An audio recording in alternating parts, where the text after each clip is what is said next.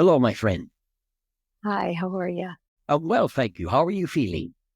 I'm good. I'm good. A little tired, but that's life. So you have those ups and down days, ebbs and flows. But talking to you always helps. Thank you. So how would you like to begin? Would you please be kind enough to describe the civilization that is within Mount Shasta that's known as Telos? The storyline is that Lemuria, a lot of Lemurians went there after the last final fall of Atlantis. But is this just another story that we shouldn't be telling because we're creating a new reality and that's holding Yes. path? Oh, Yes. got it. So is this what slows down the ascension or rising in frequency process when we look back on all of these different storylines and focus on them instead of just like right in the now creating what we want without any past Yes. history? Yeah. All right. All people have stories. Everyone wants to tell their story. Well, most people. Some people don't care about stories. Most people want to tell their story. And too many times their stories are not true. They are made up. They sound good and they feel good when they are being told, but they don't carry any weight as far as validity or reality will go. And it is kind of unfortunate because too many people believe in these stories that are not really real. And that is one thing that holds people back from excelling in their consciousness. The other thing that holds people back from excelling in their consciousness is simply they don't know how to raise their consciousness. Too many people don't even know they are conscious at this point in time. So how can they raise their consciousness if they don't know they are conscious, if they are unconscious? People need to understand power that they have, the power to create what they want to create. I go over this over and over and over and over again because people need to hear this over and over and over and over again until they finally get to a point at which they start looking at the power that they have to create their reality. That in itself will allow them to raise their consciousness, changing how their reality, recreating their reality, having new thoughts, changing their thought pattern, thinking in new ways. All of those things help to have people raise their consciousness. But stories keep people from raising their consciousness. Thank you. Thank you. So is that basically like almost an agenda of history in school to teach children all of these past, and most of them are not even true. They've been changed or altered, and then they're planting them and getting them kind of off kilter or distracted by that history? What has been taught in schools and what is being taught in schools is not really truth anymore, which is unfortunate, my friend. Governments are preventing schools from teaching about certain things from the past that people really need to hear about and understand, because hearing about those things and understanding them will help them in their present-day life, how they treat themselves, how they treat other people, how they treat animals, how they think of, and respect nature, and all the rest. First of all, governments need to change, which they probably will, but it is going to take a long, long time because they operate with two ideas, guilt and fear. This is how governments operate, guilt and fear. And they use those to control people and schools and teaching and learning and excelling and creating and all of that, my friend, all of that. I get it. I get it. And that's why I've always said I just want my sons to be in a trade school at some point so they can learn something tangible, a skill. That's something they could, be able to be like, we can learn for ourselves how to build things, how to create things like it used to be, the artisan type skills that we used to learn instead of teaching a bunch of nonsense that half the time is proven wrong, or is just, like you said, some way of agenda of controlling with fear. So for the children that are stuck or that are in school in these systems right now and that are experiencing anxiety and bullying, what would Abram's message be to them to help them in that situation? I tell children who are being bullied, know one thing. When someone bullies someone else, that person does not feel good about himself or herself. And bullying someone else, that person then thinks that allows them to feel good about themselves because they are a bit more special than the person they are bullying. Person being bullied needs to understand that. This has nothing to do with them. It has everything to do with the bully. So I advise children, if you are being bullied, the best thing you can do is focus on what you are all about, who you are and what you are. Focus on that, and don't focus on the idea of bullying or being bullied or bullies. Focus on the idea of what you are. And if someone tries to bully you, the best thing you can do is smile at them and say, well, I understand you.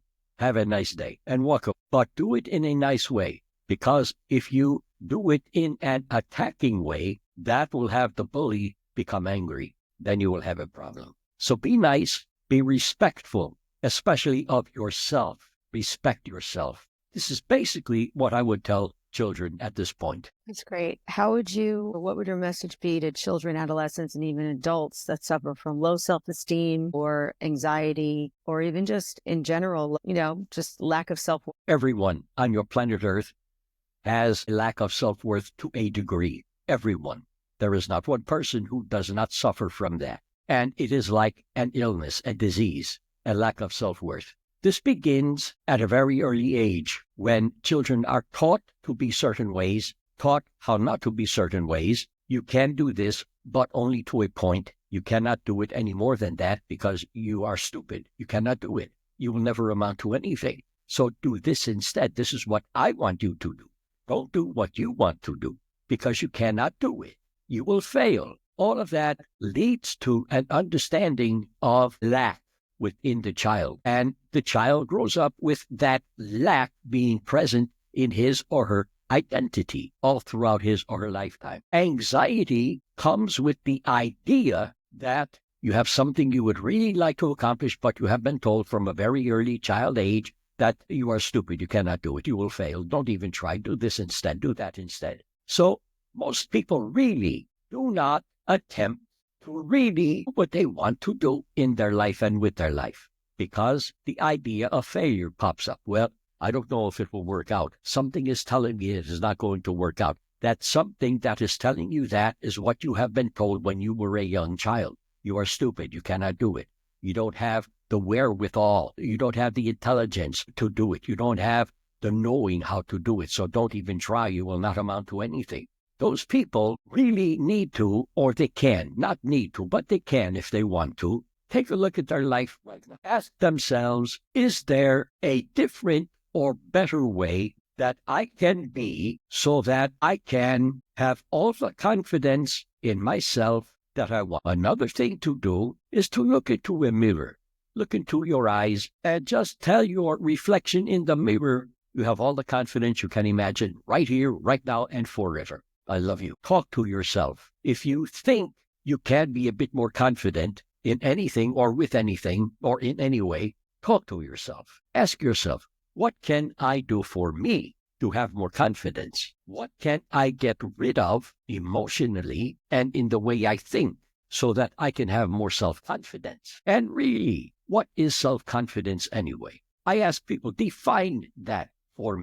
Definition of self-confidence is simply be yourself, do what you want to do in the way or ways that you want to do it. Don't look at the outcome when you are creating something. Instead, enjoy all of the steps necessary to create the outcome. I have that to say. Thank you. That's beautiful. Thank you. That's awesome. It brings me back full circle because, in my 20s, I wrote children's books about trying to empower children. And it was the process to help them get published, to show them they could get published at any age and remove any stigma of they're not old enough or they can't do it. And the whole entire book series was about that. And I used to have children have their own book signings and all of that. This is just my own personal, And now years later, after meeting you, Abram, all of a sudden recently, I've been having these flashes of doing an adolescent book series of Tuesdays with Abram, where you teach all and instill all this information so that children can understand and hear that they're creating their reality and that they have so much more power,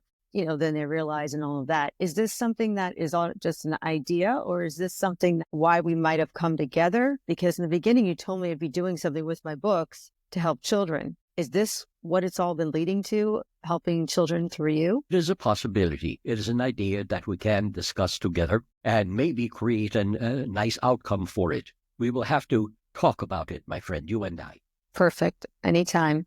All right. Well, right now, this is great information. Like I said, I don't want to take too much of your time because I know Tom is so tired lately. He's been working so hard. And one of the things, Abram, that maybe you can help nudge him to with, because it would benefit both of you, is that if he did a Zoom group, I could help him set it up so he could speak to 100 people with pre-submitted questions for 1 hour of you coming through versus doing 30 individual sessions across, 3 weeks and being so exhausted as he is because he's getting more popular. The more I talk and the more he's out there and more people want to talk to you. So if there's anything I can do to help that burden, please give him the right advice from you of what would help, because it's all free. Everything I do, it's just to help people because I love to help people and I love you guys. And all I'm trying to do is get you seen by larger people on a quieted Zoom so that nobody can interrupt you. And any pre-submitted questions, either Sue or whomever, I would even help if you needed, someone could ask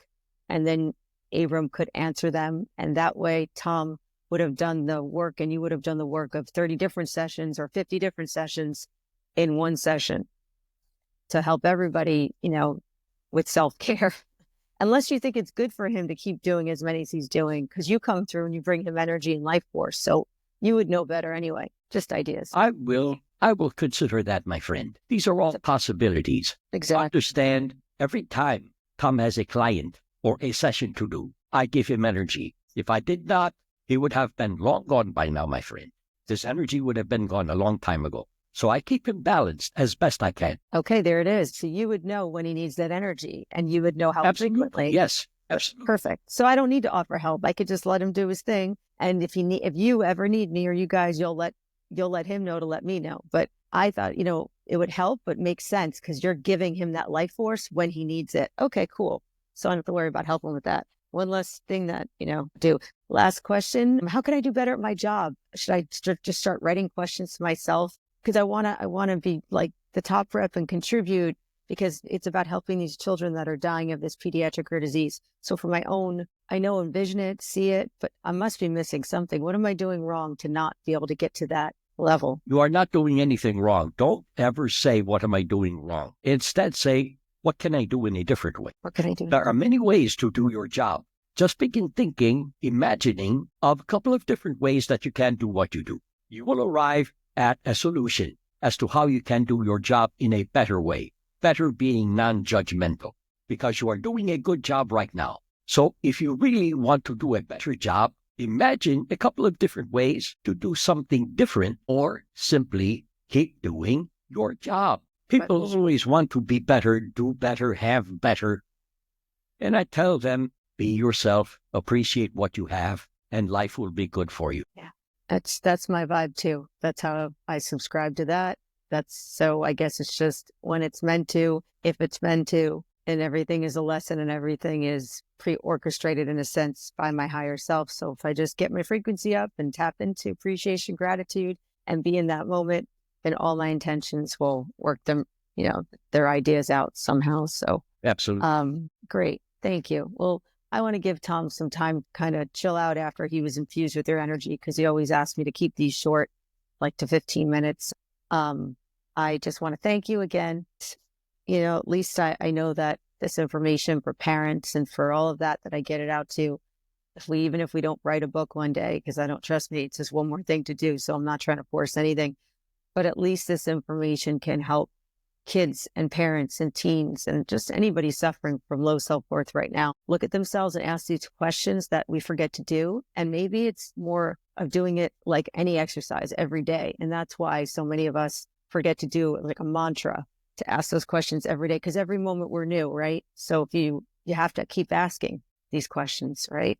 Yes. And the more you ask, the more you will receive. This is how energy works. Excellent. Well, I'll be asking away today. Thank you so much, Abram. Good. I love you so much. Ask away and have fun asking. I do. I love asking. It's fun. All right. Well, I've enjoyed being with you. Oh, this has been fun for me. Thank you, my friend. Thank you. You're the best. Good day, and I appreciate you. Thank you. I appreciate you. Thank you so much.